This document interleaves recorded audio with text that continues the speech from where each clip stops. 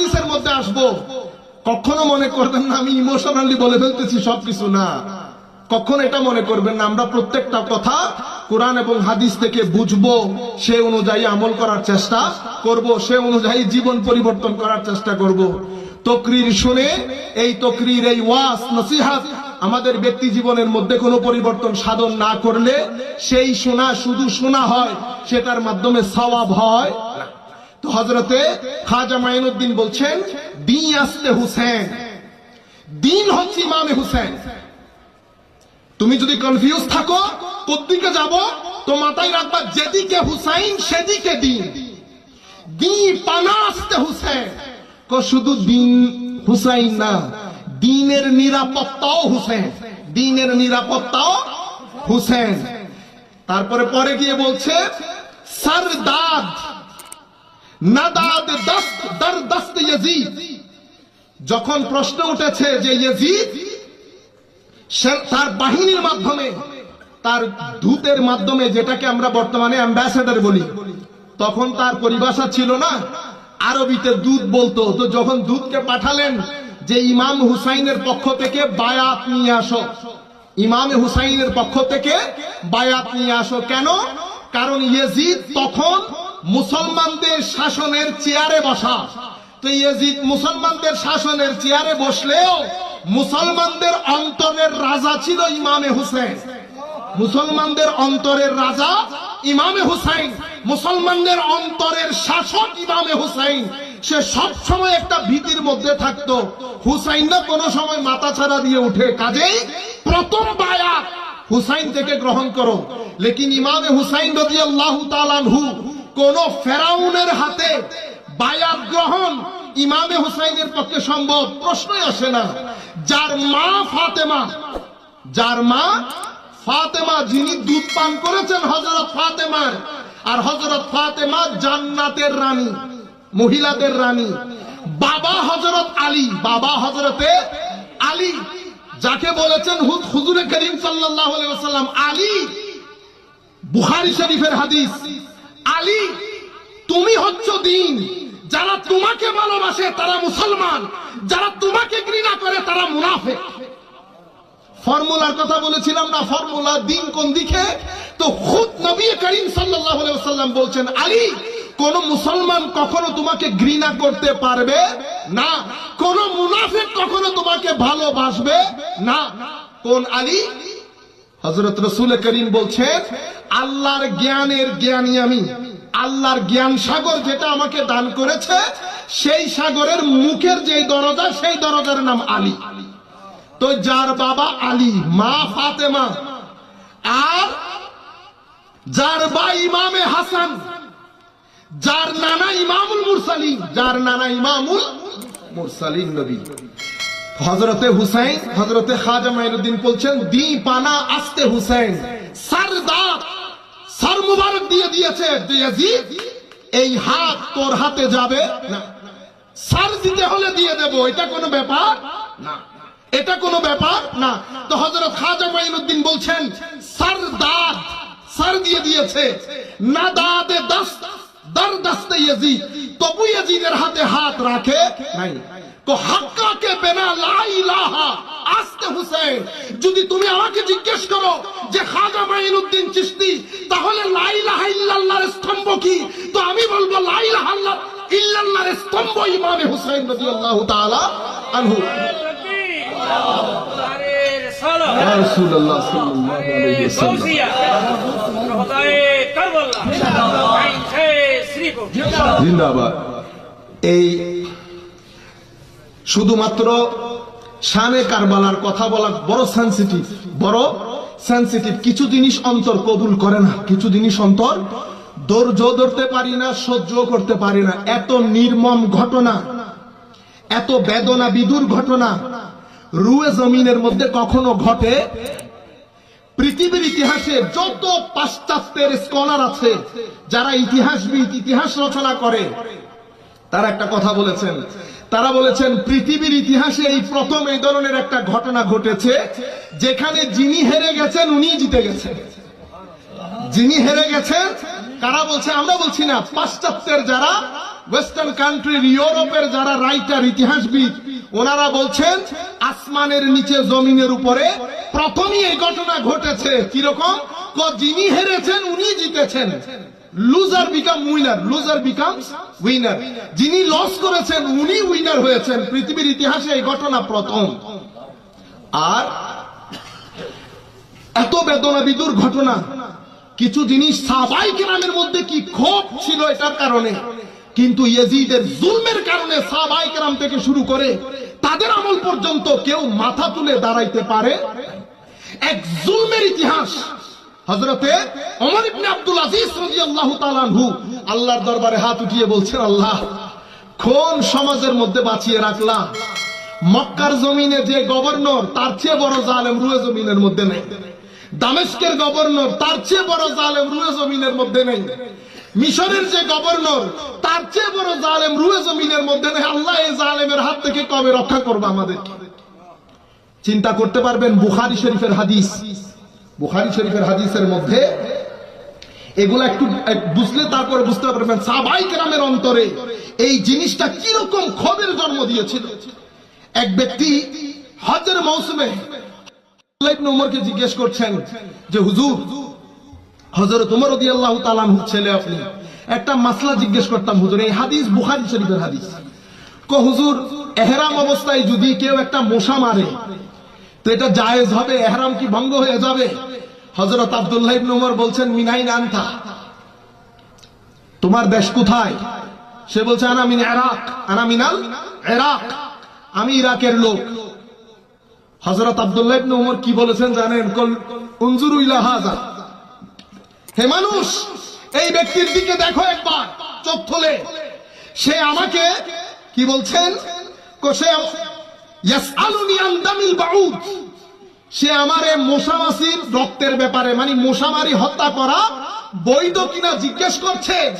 ওয়াকাদ কাতালু ইবনান নবী সাল্লাল্লাহু আলাইহি ওয়াসাল্লাম। এই নির্লজ্জের প্রশ্ন দেখো, সে আমাকে জিগায় মশামাছি মারা জায়েজ কিনা। আর কারবালার প্রান্তরে আমার নবীর দুলালকে নির্মমভাবে শহীদ করেছেন, যার ব্যাপারে আমার নবী বলেছেন, ওয়া সামিআতুন নাবিয়্য সাল্লাল্লাহু আলাইহি ওয়াসাল্লাম ইয়াকুল হুমা রাইহানাতাই মিনাদ দুনিয়া। যেই দুইজনের ব্যাপারে হুজুরে কারীম বলেছেন, আমি নিজের কানে শুনেছি, আমার হাসান এবং হুসাইন দুনিয়ার আমার দুইটা ফুলের নাম, দুনিয়ার বাগানের দুইটা ফুলের নাম। এমন ব্যক্তিকে, নবী পাকের এমন দুলালকে কারবালার প্রান্তরে নির্মমভাবে শহীদ করেছে, আর এখন এসেছে আমাকে মশামাছি হত্যা করা বৈধ কিনা জিজ্ঞেস করতে। চিন্তা করতে পারবেন? শুধু কি তাই? এটা বুখারী, আমি যে রিওয়ায়াত আপনাদের সামনে পড়লাম এটা বুখারী শরীফের রিওয়ায়াত।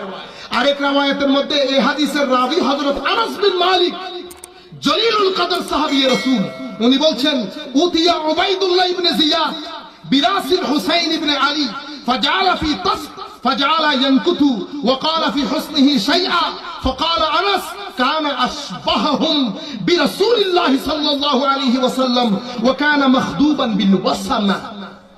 বুখারী শরীফের হাদিসের মধ্যে হযরত আনাস বিন মালিক রাদিয়াল্লাহু তাআলা আনহু বর্ণনা করছেন যে উবাইদুল্লাহ ইবনে জিয়াদের দরবারে হযরত ইমামে হুসাইনের সর মুবারক, চিন্তা করতে পারবেন? একটু চোখ বন্ধ করে যদি চিন্তা করেন, সর মুবারক একটা প্লেটের মধ্যে, একটা ট্রের মধ্যে নিয়ে উবাইদুল্লাহ ইবনে জিয়াদের দরবারে পেশ করা হলো। ফাজালা ইয়ানকুতু ওয়া ক্বালা ফি হুসনিহি শাইআ। তারা হযরত ইমামে হুসাইন রাদিয়াল্লাহু তাআলা আনহু এবং ইমামে হাসান দুইজন দেখতে পরিপূর্ণ রাসূল পাকের মতো ছিল সাল্লাল্লাহু আলাইহি ওয়াসাল্লাম। বুখারী শরীফ, মুসলিম শরীফের হাদিস, বুখারী মুসলিমের হাদিস। একজন নাভি থেকে উপর পর্যন্ত রাসূল পাকের মতো, আর একজন নাভি থেকে নিচ পর্যন্ত রাসূল পাকের মতো। দুইজনকে একসাথে রাখলে পুরা দুইজনের অবয়ব খুদ রাসূল পাকের মতো সাল্লাল্লাহু আলাইহি ওয়াসাল্লাম। হযরত আনাস বিন মালিক বলছেন, আমি দরবারে উপস্থিত, উবাইদুল্লাহ ইবনে জিয়াদ জালেমের দরবারে যখন ইমামে হুসাইনের সর মুবারক পেশ করা হলো, চোখ বন্ধ করে একবার 1100, 1200, 1300 বছরের আগে উবাইদুল্লাহ ইবনে জিয়াদের দরবার একবার চিন্তা করে দেখেন। আপনার আপনার ভিতরের মানবতা যদি মুসলমান না হয়ে থাকে, ভিতরের মানবতা জেগে উঠবে। মানবতা কোথায় গিয়েছিল?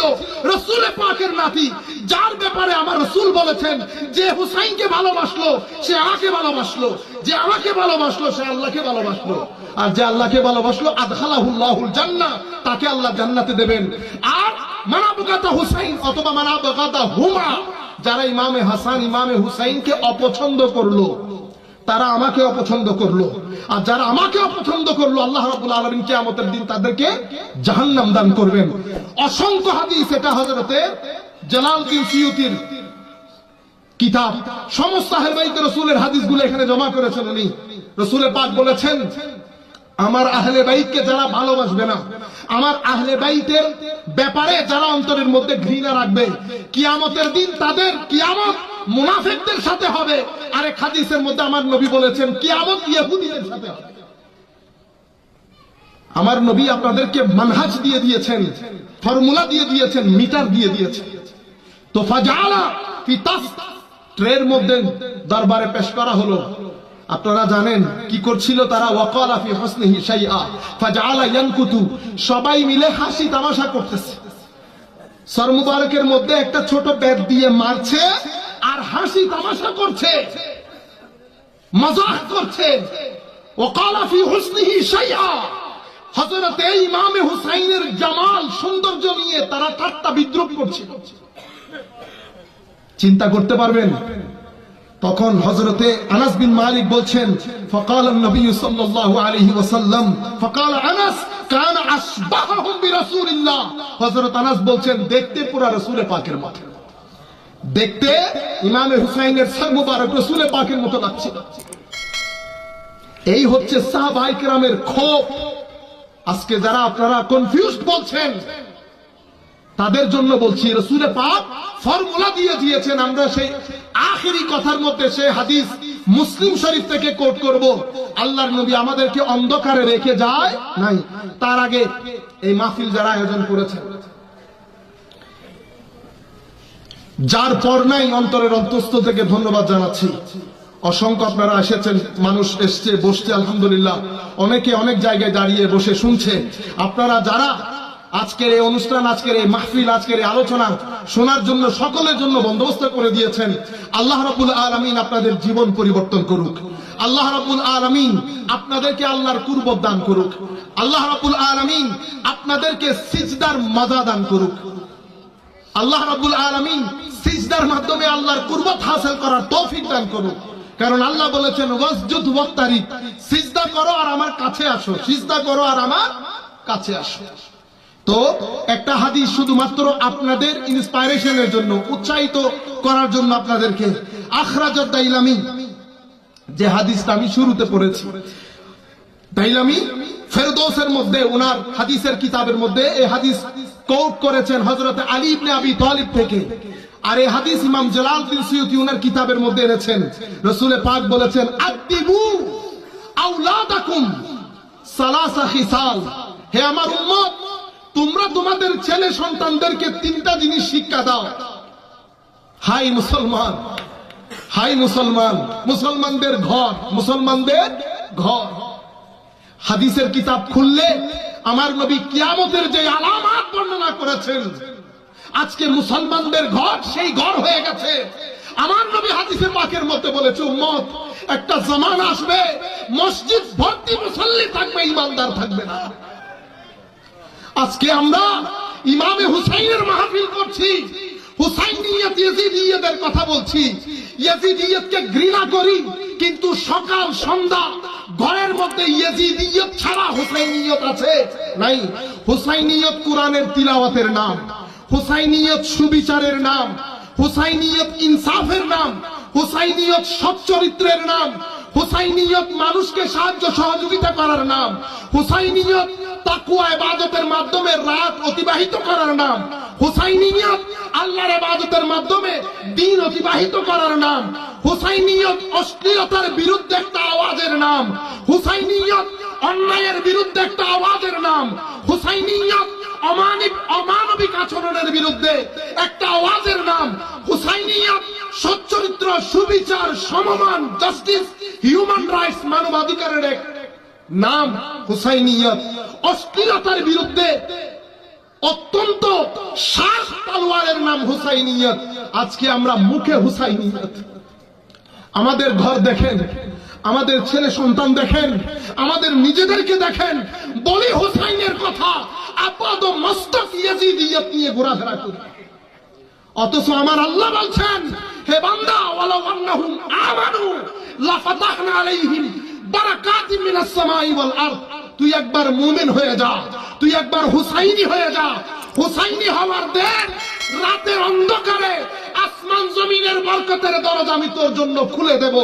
কোন বাপের বেটা রুয়ে জমিনের মধ্যে তোর বিরুদ্ধে উঠে মাথা তুলে দাঁড়ানোর সাহস করবে না। আজকে বার্মাও আমাদেরকে মারে, বার্মাও আমাদেরকে মারে, কারণ আমাদের মুখ আর আমাদের আচরণ এক হয় নাই। আমরা মুখে হুসাইনিয়তের কথা বলি, আমাদের সমাজ ইয়াজিদিয়তের, আমাদের অর্থনীতি ইয়াজিদিয়তের, রাজনীতি ইয়াজিদিয়তের, পার্লামেন্ট ইয়াজিদিয়তের, ঘরের পরিবেশ ইয়াজিদিয়তের, মুখে হুসাইনিয়ত। এমন কোন ঘর মুসলমানের ঘর, এমন কোন ঘর, জানি ভালো লাগবে না আপনাদের, কারণ আপনারা এগুলো শুনতে অভ্যস্ত না। টানের ওয়াজ আমারও আসে, টানের ওয়াজ আমারও আসে। বিশ্বাস করেন, যারা বয়স্ক হয়ে গেছে তারা দুনিয়া দেখে ফেলেছে, তাদের আর গুনাহও কতটুকু হয়েছে, শহরেও বা কতটুকু গেছে। আপনারা ইমান সালামতে চলে যাচ্ছেন। আগত অনাগত যে ভবিষ্যৎ, যারা এই মাহফিলের আয়োজক, যাদের বয়স 15 থেকে 20-এর মধ্যে, আপনারা জানেন কোন দুর্যোগের মধ্যে তাদেরকে ফেলে যাচ্ছেন। আজকে আপনারা শুক্রবারে বাবার কবরে দাঁড়াচ্ছেন। আপনি কি চিন্তা করছেন আপনার ছেলে আপনার কবরে দাঁড়াবে কিনা? আমাদের মা বাবা আমাদেরকে শিক্ষা দিয়েছে বিদায় আমরা দাঁড়িয়েছি, কিন্তু আপনি আমি সেই শিক্ষা আর দিতে পারছি। সকাল সন্ধ্যা দুনিয়ার জন্য মুসলমানদের ঘর দেখেন, এমন একটা মিনিট, এমন একটা সেকেন্ড, সমস্ত মানুষের কথা বলছি, শুধু 1-2 জনের কথা না, আমি নিজে সহ সমস্ত ঘরের মধ্যে সিনেমা, সমস্ত ঘরের মধ্যে সিনেমা। আমার নবী বলছে অশ্লীলতা এত বেশি ছেয়ে যাবে, কোন মানুষ অশ্লীলতা থেকে বাঁচতে পারবে না, কিয়ামতের আলামত। আর অশ্লীলতা হচ্ছে ইয়াজিদিয়ত, অশ্লীলতার বিরুদ্ধে হচ্ছে হুসাইনিয়ত। দুইটা আদর্শ হয়ে গেছে। এটা শুধু আকীদার ফারাক না, এখানে আমলেরও ফারাক আছে। আপনি দেখেন, আমরা প্রায় 18 থেকে 19 কোটি মুসলমানের, আরো যদি কমান আপনি 16 কোটি মুসলমানের বাংলাদেশ। আপনি মসজিদের মধ্যে যান, মসজিদের মধ্যে যান, মানুষ আর মসজিদের মুসল্লি কতটুকুন ফারাক। আমরা মুসলমান, মনে রাখবেন আল্লাহর রাসূল একটা সিস্টেম নিয়ে আমাদের কাছে এসেছেন। সেই সিস্টেমকে দ্বীন বলা হয় ইসলাম, যেটা নিয়ে সমস্ত আম্বিয়া এসেছেন, সমস্ত আম্বিয়া। এই দ্বীন কিছু জিনিস আপনাকে আপনার উপর অবশ্যম্ভাবী করে দিয়েছেন, আপনার করতেই হবে, নতুবা কবর অন্ধকার, হাসর অন্ধকার, করতেই হবে, না করে কোনো উপায় নাই। সেগুলাকে আমরা ফারায়েজে দ্বীন বলি, আমায়েদে দ্বীন বলি, ফরজ বলি। তোর মধ্যে টপের মধ্যে নামাজ, পাঞ্জেগানা ফরজ নামাজ, হজ আছে, যাকাত আছে, আর রোজা আছে। আল্লাহ যেভাবে চলতে বলেছেন রাসূল পাকের মাধ্যমে সেভাবে জীবন ধারণ করা। আর কিছু জিনিস করা থেকে আপনাকে হারাম করেছেন, বন্ধ করে দিয়েছেন, পারবেন না আপনি সেটা করতে। মা বাবার সাথে বেয়াদবি করতে পারবেন না, কারো উপর জুলুম করতে পারবেন না,